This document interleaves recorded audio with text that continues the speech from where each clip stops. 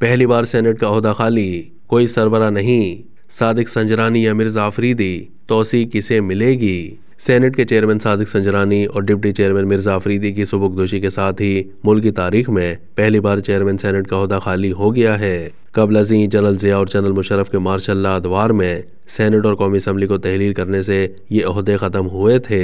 सादिक संजरानी ने 7 मार्च को मुंतखब MPA की हैसियत से बलूचिस्तान असम्बली में हल्फ उठाया था, जिसके बाद वो चेयरमैन के ओहदे से सुबुकदोश हो गए और डिप्टी चेयरमैन मिर्जा अफरीदी कायम मकाम चेयरमैन बन गए। 11 मार्च को मिर्जा अफरीदी समेत 52 सेनेटर्स रिटायर हो गए, जिसके बायस मिर्जा अफरीदी कायम मकाम चेयरमैन भी नहीं रहे। इस वक्त सेनेट का कोई सरबरा नहीं है। 4 दिन पहले इसहाक डार की सरबराही में पार्लिमानी लीडरों ने इस मसले पर गौर किया था कि आइन चेयरमैन सेनेट का ओहदा खाली ना रखने का तकाजा करता है, तो इस मसले को कैसे हल किया जाए। तजवीज़ थी कि सादिक संजरानी या मिर्जा अफरीदी को बतौर चेयरमैन सेनेट तौसी दी जाए।